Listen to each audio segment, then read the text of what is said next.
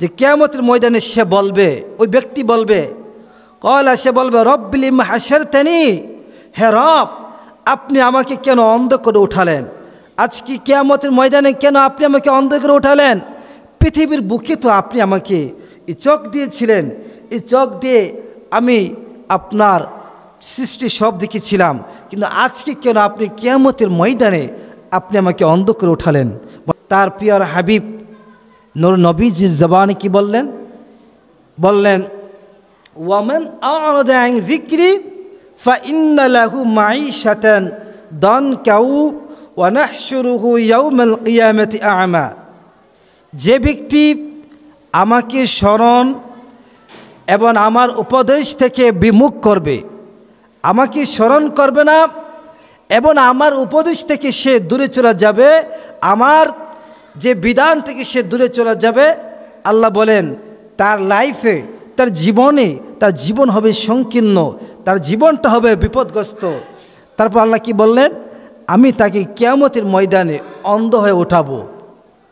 পের হাজিরিন, এই আয়াত থেকে আমরা কি বুঝতে পারছি?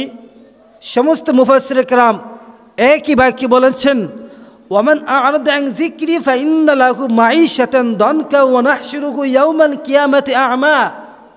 আল্লাহ পাক আপনাকে পৃথিবীতে পাঠাইছেন কিসের জন্য? আল্লাহ সুবহানাহু ওয়া তাআলার ইবাদত করার জন্য।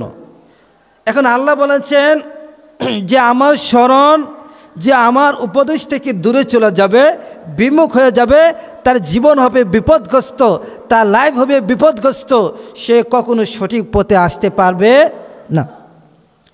তারপরে রব্বুল আলামিন বললেন ক্বালা রব্বি লিমা হাশারতানি আ'মা ওয়া ক্বাদ কুনতা বাসীরা।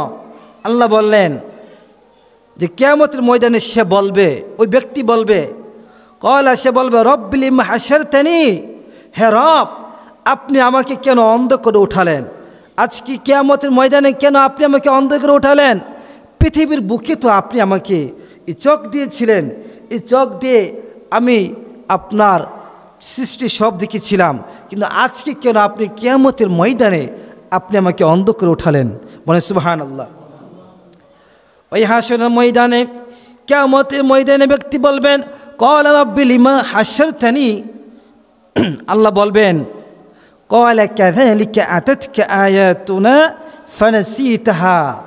রব্বুল আলামিন বলবেন, তিনি বলবেন তোমার নিকট দুনিয়াতে আমার বিধানসমূহ, আমার কোরআন আর আমার হাবিবের হাদিসসমূহ তোমার নিকট পৌঁছেছিল, তোমার নিকট গিয়েছিল, কিন্তু তুমি এগুলো ভুলে গিয়েছিলে, তুমি এগুলো পালন করো নাই, তাই আমি ওয়া কাযালিকাল ইয়াওমা তুনসা, আমি তোমাকে ভুলে গেলাম। বলেন সুবহানাল্লাহ।